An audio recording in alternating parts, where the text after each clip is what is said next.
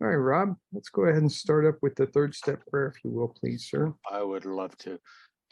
Good morning, everybody. Thank you for being here. The third step prayer, which is on page 63 of your big book. God, I offer myself to thee, to build with me and do with me as thou wilt. Relieve me of the bondage of self, that I may better do thy will. Take away my difficulties, that victory over them may bear witness to those I would help of thy power, thy love, and thy way of life. May I do thy will always. Thank you, Rob. All right, we're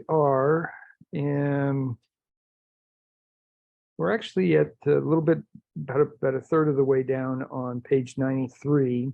I think what we'll do is we'll back up to page 92, where it says continue to speak of alcoholism as an illness. Rob? You got it. Page 92, everybody. Continue to speak of alcoholism as an illness, a fatal malady. Talk about the conditions of body and mind which accompany it. Keep his attention focused mainly on your personal experience. Explain that many are doomed who never realized their predicament. Doctors are rightly loath to tell alcohol patients a whole story unless it will serve some good purpose. But you may talk to him about the hopelessness of alcoholism because you offer a solution. You will soon have your friends admitting he has many, if not all, of the traits of the alcoholic.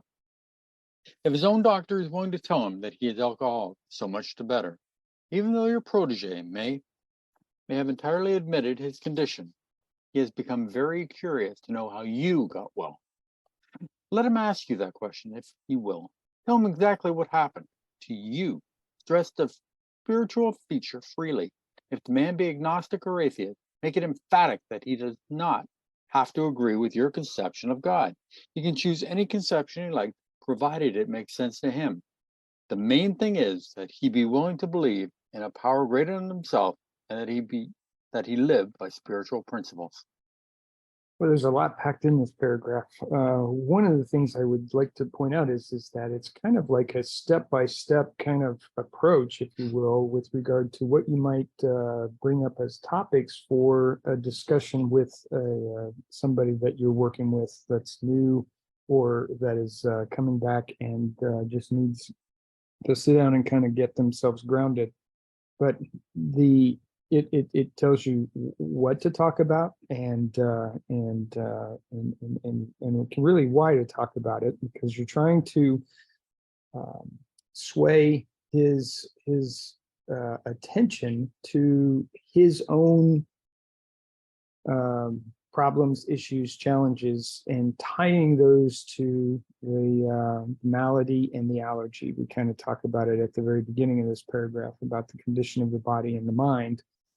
Certainly talking about the allergy and the malady there.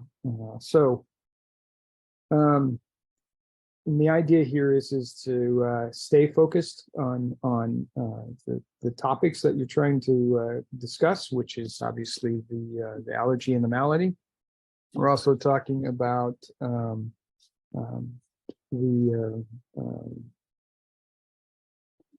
sorry, I lost my train of thought there.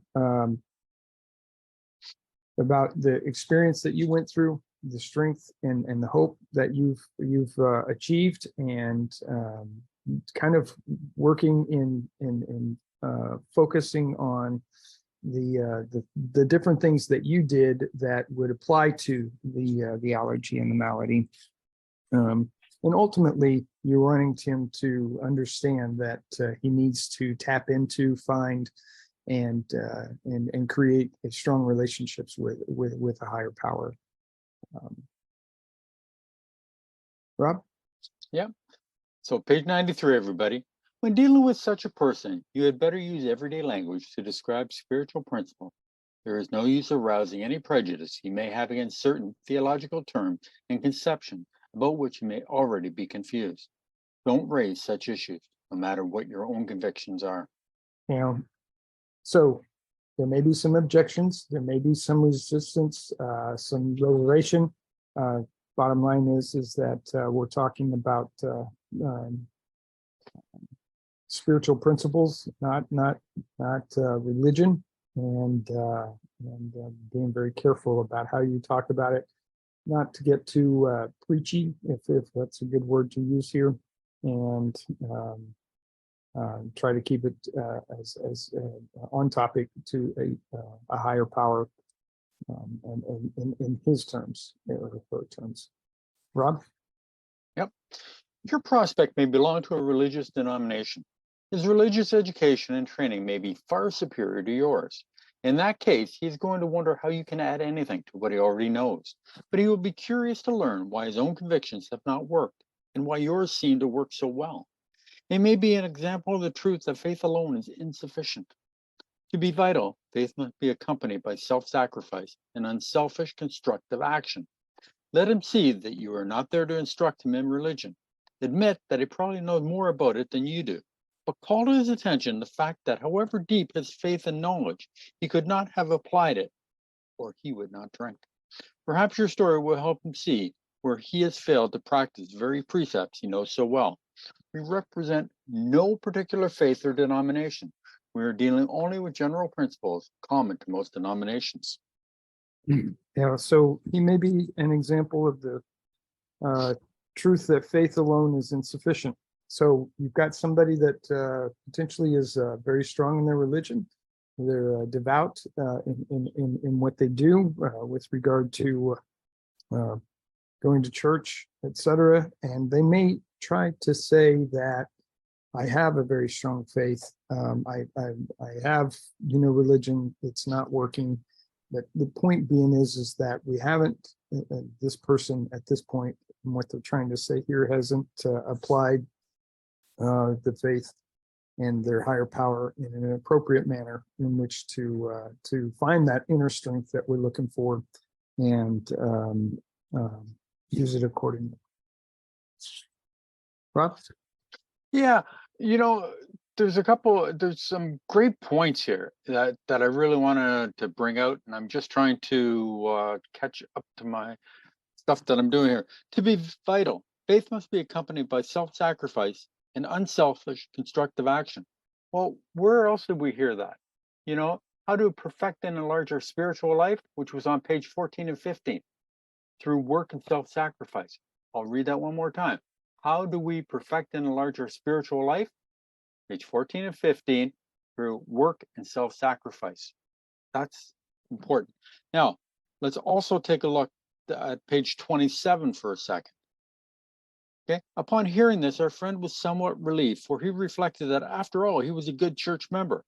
This hope, however, was destroyed by the doctors telling him that while his religious convictions were very good, in his case, they did not spell the necessary vital spiritual experience.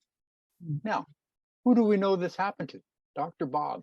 Dr. Bob was part of the Oxford group for 2 years with his wife Anne, going to meetings once a week. Okay. He was drunk during that time. That did not spell the necessary change for Dr. Bob. It wasn't until he met with Bill, who knew and understood the drinking game. Okay. So just because you're part of a religious organization doesn't mean that it's going to spell the necessary change. Okay. Work and self-sacrifice. Okay. It reminds me of the people that go to church on Sunday and then they come out of the church and they cut off everybody trying to get out of the parking lot faster than everybody else. How religious are these people? Right. Page 94, everybody. Outline the program of action, explaining how you made a self-appraisal, how you straightened out your past, and why you are now endeavoring to be helpful to him.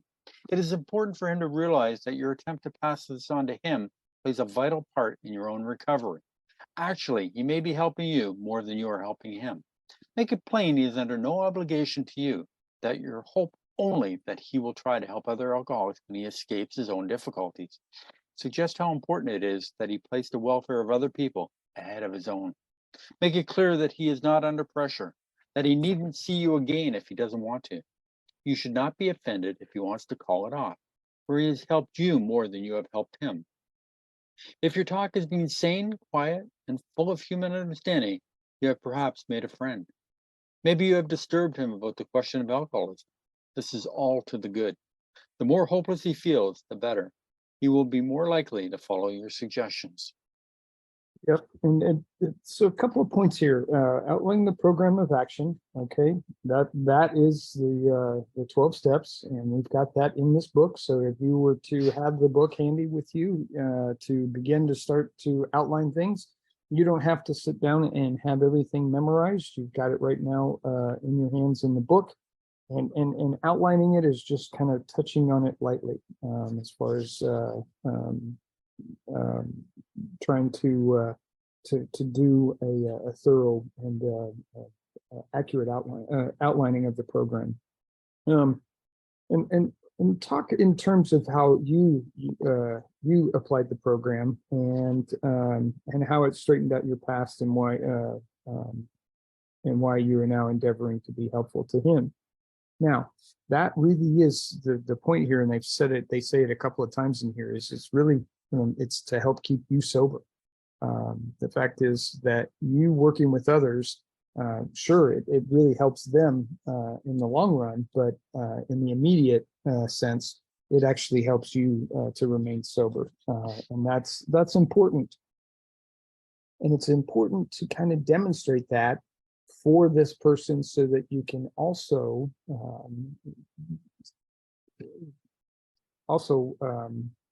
show why it is that they have that they place their welfare of other people ahead of their own, and that's the important point here is that you're going to work with others. You're going to get out there.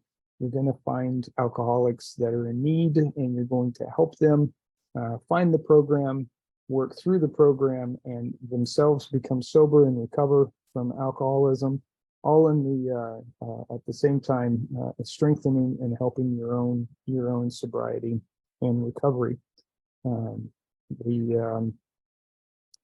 Now, this last part here, the more it says, maybe you have disturbed him about the question of alcoholism. This is all to the good. So when you're talking about yourself and the trials and tribulations that you went through, the challenges that you faced, the issues that you overcame, it is that, remember, it's talking about that widening of the gap. All right. So this is the more hopeless he feels, the better he will be more likely to follow your suggestion. So again, this is back to that point that I was making earlier in another session, and that is that you want to make sure that they see that there is a solution, but you want to widen the gap between where they are now and where they want to be. And then you want to bridge that gap. And by bridging that gap with this program specifically, you can actually show them a solution. And just like the book says, the more hopeless he feels, the better, because you're going to bridge that gap, and the reward for him is going to be that much bigger and that much better. Rob? Yeah, remember that when we are talking to somebody else about this program, it reinforces in us what we need to do in order to stay sober. We're constantly learning. It's growth. And that's what it's all about, is growth in this program, our growth in our belief in God, growth in our feeling, and that's what is so important. Remember, what I said about, how to perfect and enlarge our spiritual life through work and self-sacrifice. This is what Bill's talking about here, is that we're passing it on. Remember, Bill went to see Dr. Bob, and Dr. Bob said, "Why are you here?" And he says, "I'm not here to keep you sober. I'm here to keep myself sober." Why? Because it reinforces what we need to do. We forget, okay? Or as Tony always says, remember, we can't remember, And so step 12, stuck right in here. So I'm going to go to page 89 and read one of my favorite quotes, and I think it's Bill's also. Practical experience shows that nothing will so much ensure immunity from drinking as intensive work with alcoholics. It works when other activities fail. Carry this message to other alcoholics. You can help when no one else can. You can secure their confidence when others fail. Remember, they're very ill. Also, when they talk about hopeless, if the person doesn't feel that they're hopeless, how much faith do they feel that they need this? Do they have an inkling that one day they will be able to control and enjoy their drinking? If they do, they're not going to do step one because they don't think it applies to them, you know? So, that's why they always say here, it's better, to make sure that they're hopeless.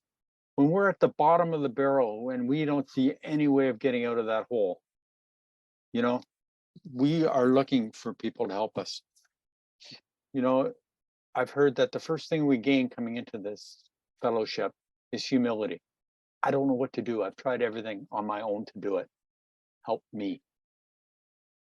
The first thing we lose when we go back out is humility. I got this thing. I know what to do now. And that's where we run into trouble. Your candidate may give good reasons why he need not follow all the program. He may rebel at the thought of a drastic house cleaning, which requires discussion with other people. Do not contradict such views. Tell him you once felt as he does, but you doubt whether you would have made much progress had you not taken action. On your first visit, tell him about the Fellowship of Alcoholics Anonymous. If he shows interest, lend him a copy of this book. Yeah. And if you guys heard exactly what he said in the last sentence there, if he does interest, lend him a copy of this book, not your copy. Obviously, your copy is all marked up and tabbed, and it is highlighted. And you need to have your own book as well. So that's kind of goes without saying. I think in the past, if you think back in the late 1930s, early 1940s, the books weren't as readily available as they are today. And, maybe the only copy that was in existence at that point in time was yours.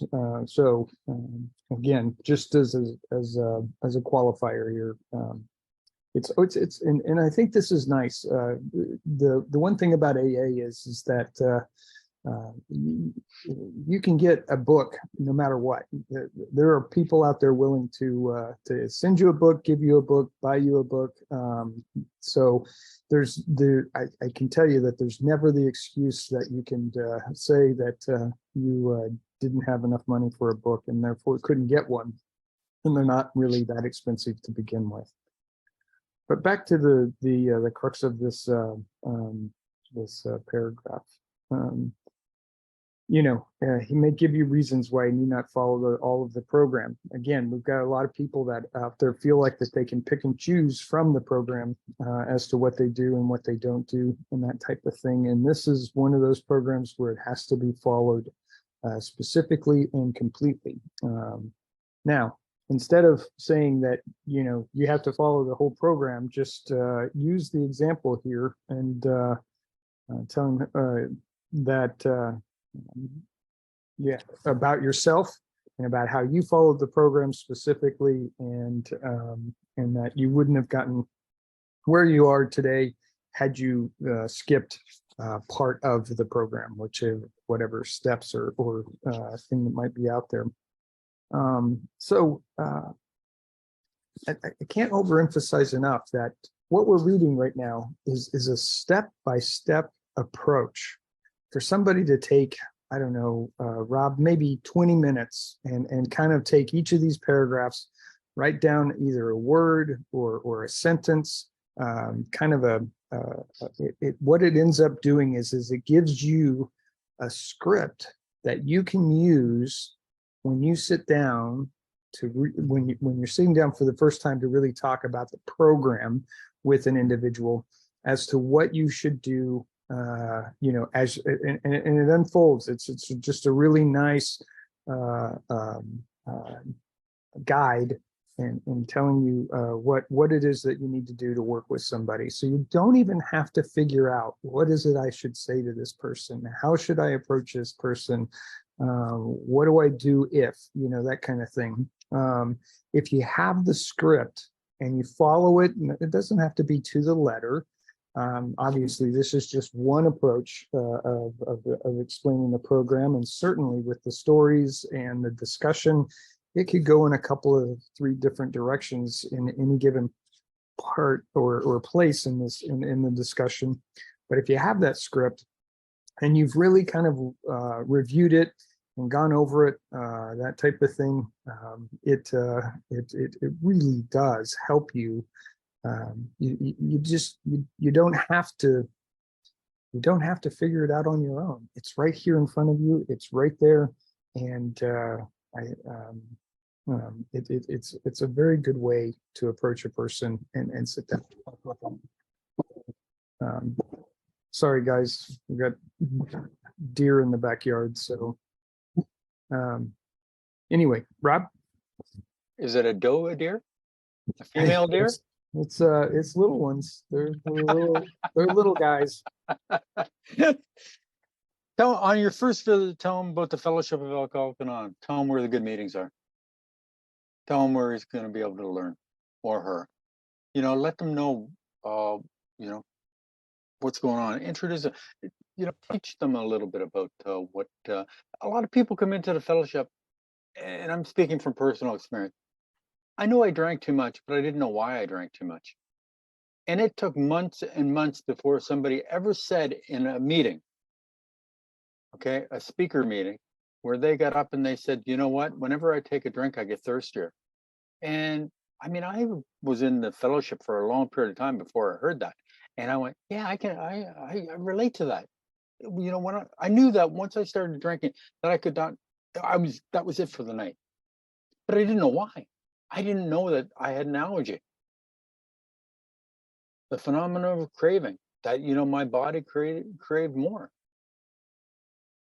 I didn't know that, and so that's why it's so important that we teach these people that, what is alcoholism? Do you have this? Okay. Because they can't qualify themselves.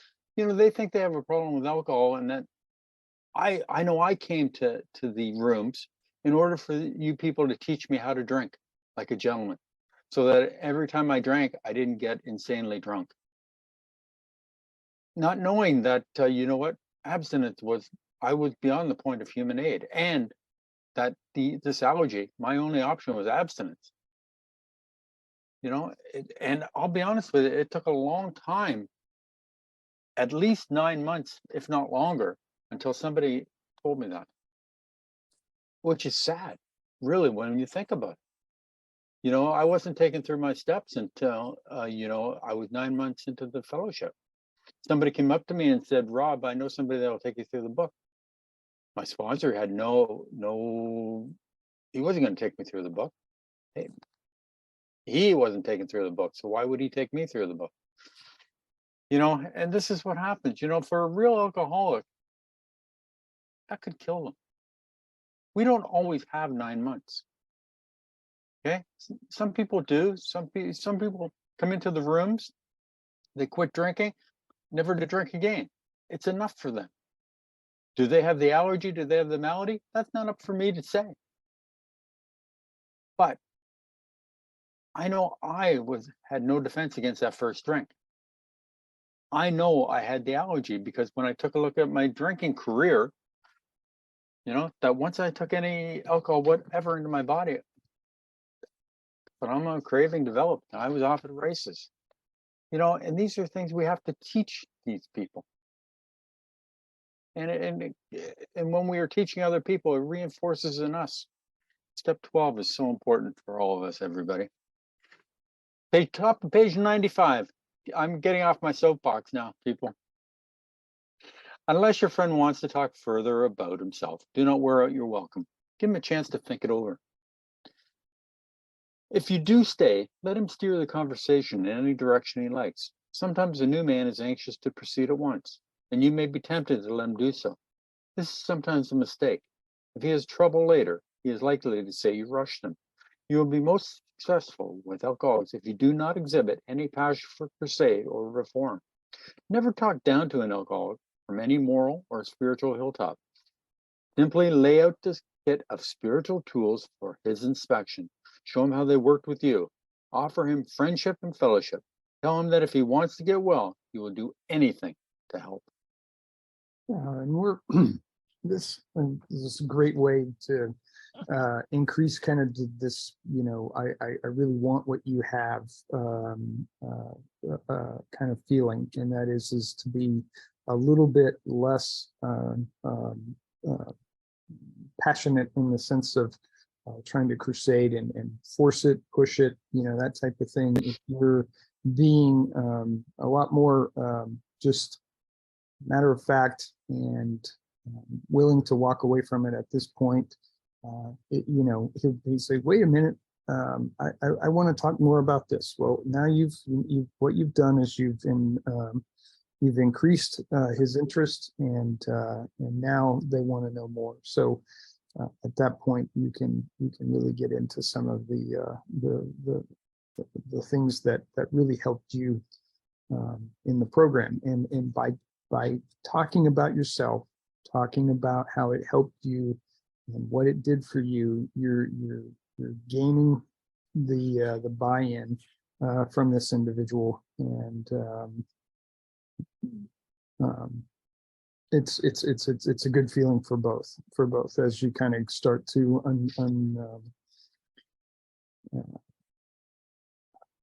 describe the program to them.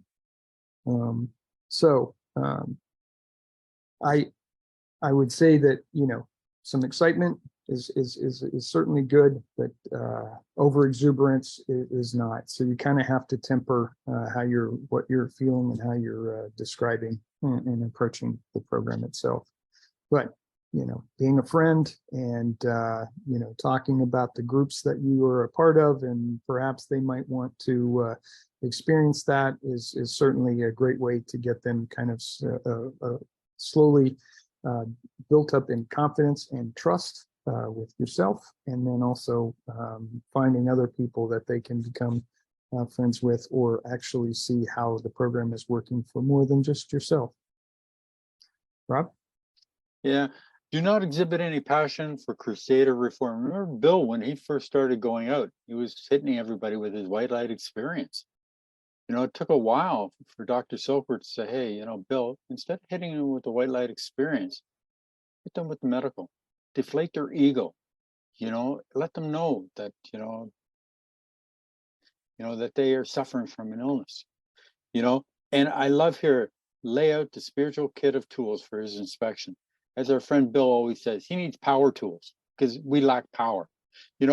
Batteries not included. So we need our power. And I'm just going to go to page 25 where they first talk about the spiritual kit of tools. Okay, but we saw that it really worked in others, and we had come to believe in the hopelessness and futility of life as we had been living it. When therefore we were approached by those in whom the problem had been solved, there was nothing left for us but to pick up the spiritual kit, pick up the simple kit of spiritual tools laid at our feet. I love this spiritual kit of tools. Like, what do I do in this situation? What do I do in that situation? When fear crops up, what do? That's a tool. We ask God to remove it at once. When resentments start to rear their ugly head, we have the sick man prayer. That's how we master resentment. This is a sick person. How can I best be helpful to them? These are tools that we can use. It's up to us to pick them up and to use them in the correct situation.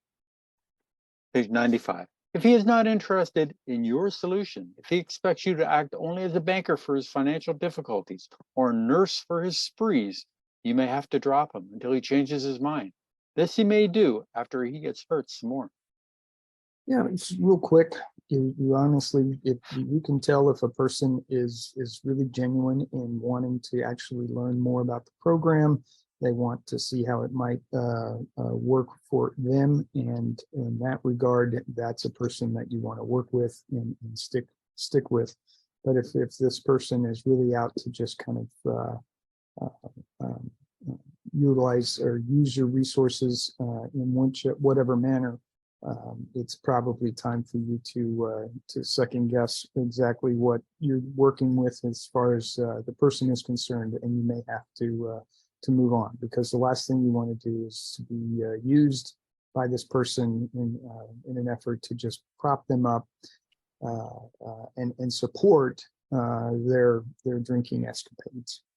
So bottom line is don't waste your time on somebody that's going to be like that. Rob? Yeah, boundaries. We have to set up boundaries. Unfortunately, and I'll tell you a personal story. There was uh, what I considered a friend of mine, and he called me up one day and he needed money for his cell phone. Not a lot of money, not a big deal. So gave him the money for his cell phone, not a problem. I could afford it, so it's not a big deal. Another time he needed it again, not a problem. As I say, one day he phoned me up and he said he went to the bank to take money out for somebody, and he left the money there, $800. He was looking for me to give him $800. I said, I'm sorry, I just don't have that type of money to give you. Never heard from him again. I consider this guy a friend, so more fool me, but it's boundaries. We have to, sometimes people are not as honest or as not what we think they are. And I'll be honest with you, I'm very naive about a lot of people. I always take them at their word, and I always think the best of people. It happens. Now this was a few years ago. So basically the guy was cut out of my life. I just didn't have anything to do. Well, he basically, because I wouldn't give him $800, cut me out of his life. I just got a note, a text about 3 weeks ago. He passed away, overdose. It's sad, but these things happen. And you know what? For my sobriety, I have to set up boundaries for myself. If I'm going to let people take advantage of me, what's going to happen? I'm going to get resentments against these people. And what's the number one offender? We all know what the number one offender is and what can happen. So boundaries, people. If he is sincerely interested and wants to see you again, ask him to read this book in the interval. After doing that, he must decide for himself whether he wants to go on. He should not be pushed or prodded by you, his wife, or his friends. If he is to find God, the desire must come from within. Yeah, and I think the message here is that this person has to do the work, not you doing the work, not um, it's kind of like with Rob saying, don't you're not just an unlimited source of here. I'll explain the program to you, and then I'm gonna do all of this stuff for you, kind of thing. This person has to pick up the responsibility and run with it, and they need to do their own work. Shouldn't push them. You're not going to make them do it. If you make them do it, it's not going to stick quite as well, and they're just doing it to respond to your direction. But they have to show interest. They have to show a willingness to be fearless and courageous in doing this program, and you should expect them to do this on their own. If they're not going to read the book, if they're not going to do the worksheets that we have available, that's kind of a nice kind of indicator as to the willingness as to what they'll do. Then you may have somebody that's not quite ready to embrace the program. Leo, here's where we come up with frothy emotional appeal. Seldom suffices. We want it more than they do at times. They haven't hit what we call their bottom. They don't see a need to change. If they don't see a need to change, they're not going to change. This is an inside job. We have to want it for ourselves. Okay? Where do we find God? Deep down inside each man, woman, and child is fundamental belief in power greater than themselves. And you know what? We can tell them about God. We can't make them believe in God. We can't make them search for God or realize that they need a power greater than themselves, that they are beyond human aid. Remember, different stories in the book that Bill uses to illustrate a point. Guy goes to rehab 6 times in rapid succession. Okay. Roland Hazard went to see the best. Well, is he the best or the second best? We can quibble about is Freud better than Jung, or is Jung better than Freud? Whatever. Okay. But, Roland Hazard went over to see Jung twice, not once, twice. And it still couldn't keep him sober, So, there's so much that is going on here, and I know that it took me a long time to realize that something had to change in my life. Okay. I didn't realize that I had to change. I just thought something had to change in my life. A lot of people think that retail therapy will make them happy. If I buy this or if I get this, it'll make me happy. Yeah, for a moment it does. But then they're chasing the next thing. If I get a better job, if I make more money, you know, if my wife would only understand me, if my kids would only act better, all these things. But the change has to be with us. We are the ones that have to change. 180-degree change. Instead of being selfish and self-centered, I'm thinking about Pete, the hardest working Canadian who was driving all the time. Every time I see him on a meeting, he's out working. And I'm thinking, you know what? But he's listening to a meeting. I see Pam in California, you know, different things going on in her life. We all go through challenges. Not everything is roses all the time. What do we do in those times of trouble? What do we do in the times of good? When things are going really well in our life, what do we do? Exactly, Pete. We pray. We thank God from the bottom of our heart, because it's all change. I cannot keep you sober. Okay. I can show you what I did in order to get sober, but I can't take responsibility for whether you stay sober or whether you get drunk. That's between you and God. And that is the beauty of this program, is that we come to rely on God, not on another person. And I'm not running the show anymore. Many times each day, thy will be done, not my will. If he thinks he can do the job in some other way or prefers some other spiritual approach, encourage him to follow your own conscience. I missed a line, didn't I? No, I didn't. I apologize. I apologize to everybody. If he thinks he can do the job in some other way or prefers some other spiritual approach, encourage him to follow his own conscience. We have no monopoly on God. We merely have an approach that worked with us. But point out that we alcoholics have much in common and that you would like, in any case, to be friendly. Let it go at that. Yeah. Again, this might be harder for you than it is for this person that you're working with, but the point being is that you have to be willing to let go and let them follow their own path if that's what they are directing and choosing to do. So point being is that you basically say, great, I see that you want to follow your own path, do your own thing. Perhaps it will work for you. I wish you the best. I just want you to kind of, one thing I wanted you to know is that we alcoholics are very similar to each other. And therefore, I feel like that the program that I followed, which is outlined in this book, worked for me. It's worked for thousands upon thousands of others, and it's available. But otherwise, I just want you to know I'm here, and if you need anything, just let me know, and let it go at that. So a pretty simple kind of discussion to have with this person if that's the direction that they want to go. Obviously, if they really want to get into the program, you go in a whole different direction, and it's a very rewarding one. But remember, at the end of all of this, you have strengthened your sobriety. You're working with somebody, you're explaining the program to them, you're offering your assistance, and all of that just kind of goes into your bank account, if you will, and that investment is a strong one in helping you to stay sober and recovered from alcoholism. Right? Yeah, I love here how Bill puts, we have no monopoly on God. We merely have an approach that worked with us. If you want this, follow us.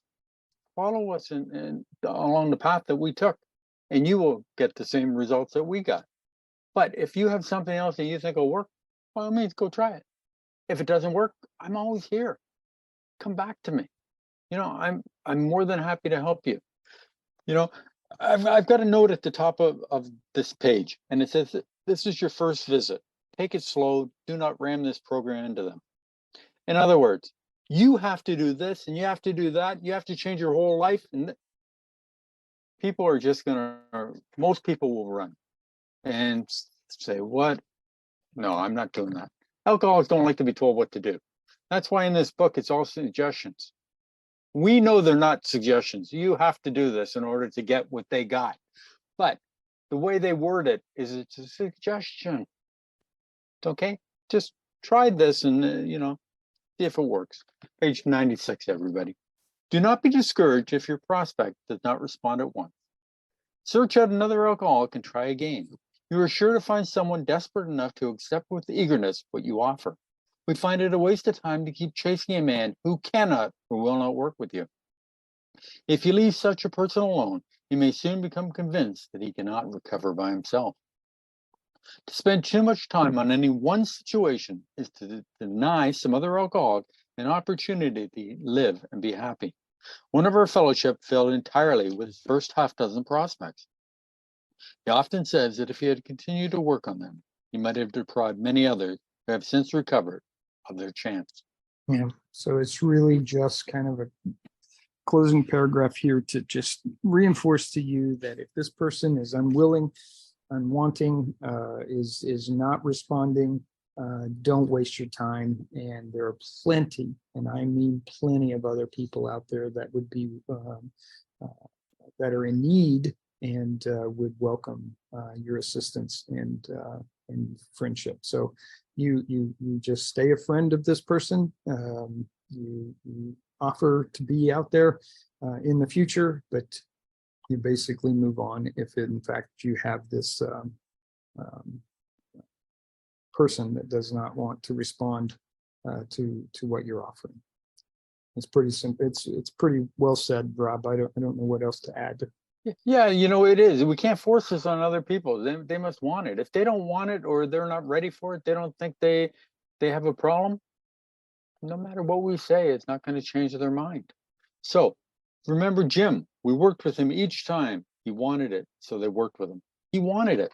He knew there was a problem, but he just, couldn't get it. So, but they worked with him each time. So each time this person comes back, we work with them. We don't give up on people.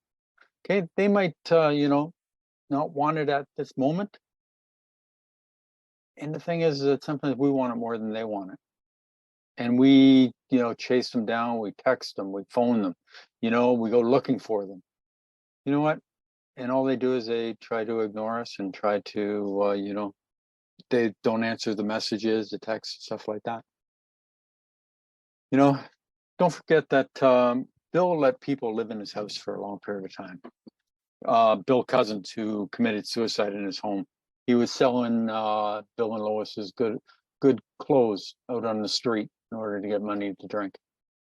Bill thought he was doing a favor by letting people stay in his home, but he found out that, it wasn't working.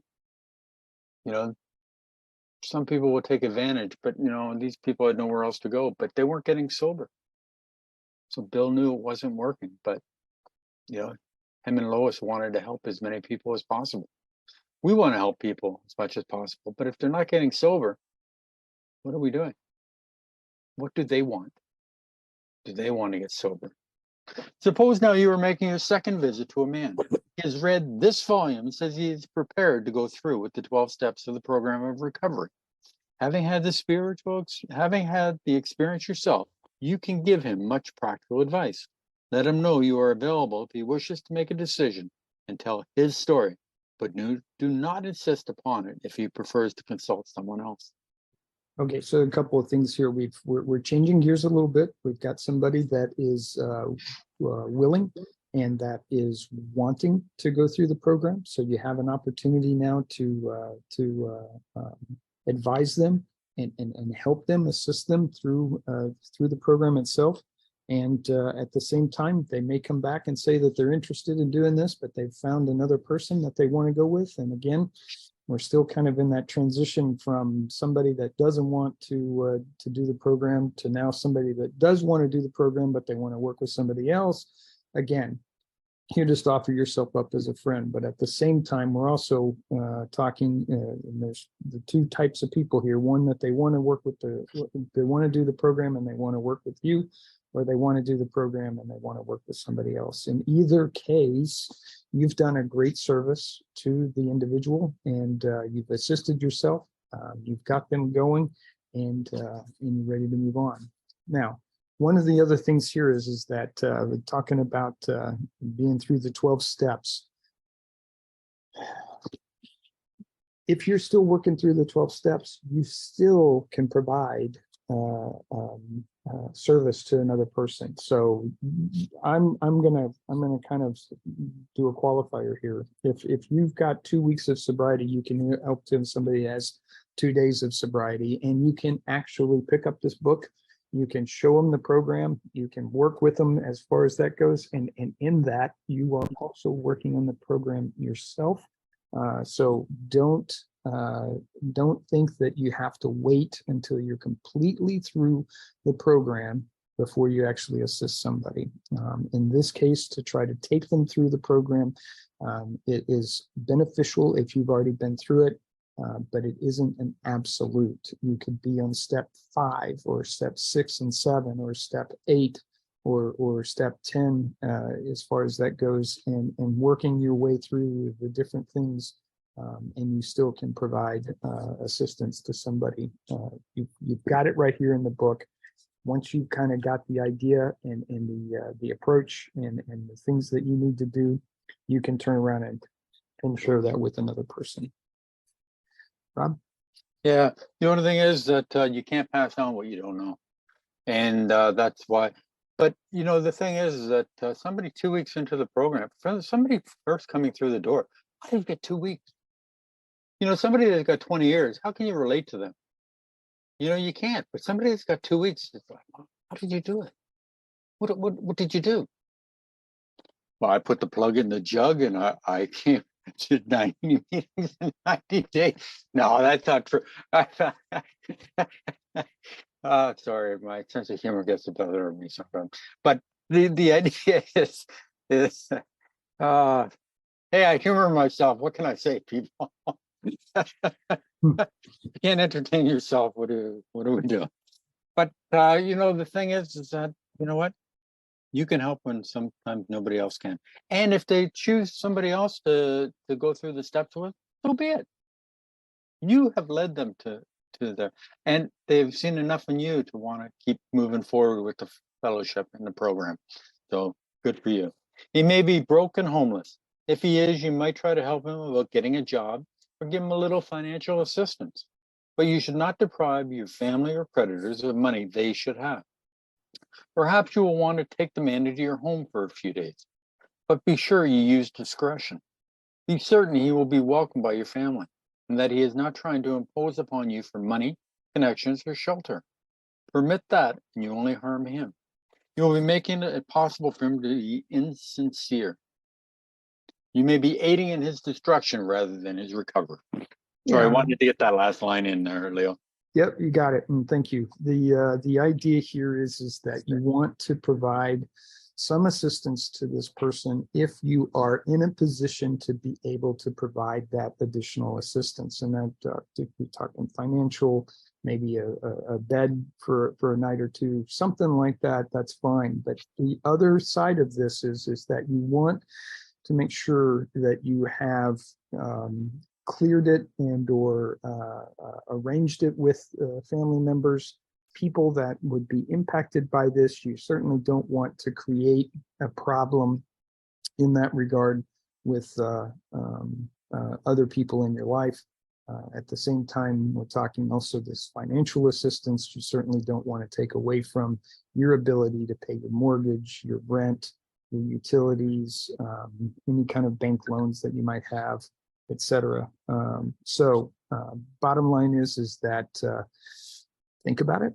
If it makes sense and it's something you can do, and it's on a very limited basis, because again, you're not propping this person up and then now taking them in and supporting them, because you're doing them a disservice as much as you're hurting yourself.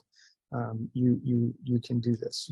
You take a little bit help them out, get them kind of in a place where can focus on what they need to do, and then let them go out and do what they need to do. Rob? Yeah, I told you the story about Bill Cousins, who committed suicide in Bill's home by putting the gas pipe. Bill and Lois come home and they find a dead body and the smell of gas. Thank God Bill didn't have a cigarette going at that time, or it could have blown up the whole place. Times have changed. We don't invite people into our homes anymore. We have detoxes. In 1930s, they would bring people into their homes to detox them. Now we have experienced detox centers that we can send people to. We can send them to the hospital, rehabs, things like that. And as I told you my story about, giving somebody money and all they wanted was more. And when I wouldn't give them more, that, they cut off any relationship. Bill let a lot of people stay in his house. Dr. Bob let people stay in his house. And with Dr. Bob, it seemed to work out better than with Bill. Now, when Bill comes on, was it Lois that was chased around the house by some guy with a butcher knife, or was it Anne?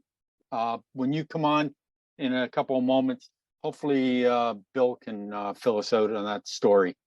But letting people stay in your home can be dangerous. So, as I say, times have changed. Top of page 97, everybody. Never avoid these responsibilities, but be sure you are doing the right thing if you assume them. Helping others is the foundation stone of your recovery. A kindly act once in a while isn't enough. You have to act a good Samaritan every day, if need be.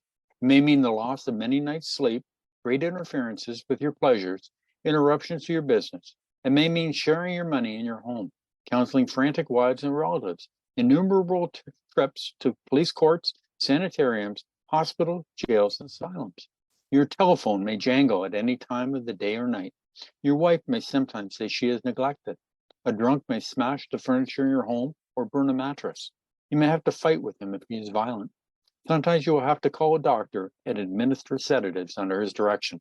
Another time, you may have to send for the police or an ambulance. Occasionally, you will have to meet such conditions. Qualifier. Let's hope that you don't have to meet these conditions in order to Exactly. bring somebody along and actually get them sober and have them recover. However, again, this was written at a time where people were more willing to bring people in. There was not as many resources outside of the home available to people that needed to go through detox and rehab, etc. I would tell you that the focus now should be in a person that is in need of that type of assistance, that you direct them and help them get to that professional service as opposed to trying to provide it on your own. We would hope that you're, sure, you're helping somebody out.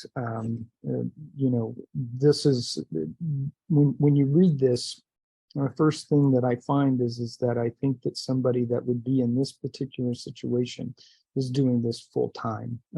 We all have jobs, we have retirement that we need to support, which is to really reconnect with family members, etc. This is a lot of work in what they're saying here. So I think that I would just say that this is just to the extreme. And one or two elements here, maybe sharing a little bit of your money, a couple of nights in your home, maybe picking somebody up or taking them to rehab, that type of thing. Those are certainly realistic and really what the gist of this paragraph was trying to say is that just be available and willing to assist a person to the extent that you have the ability to do so. But otherwise, hopefully they're not in there burning mattresses, smashing furniture, or chasing people around with knives, etc.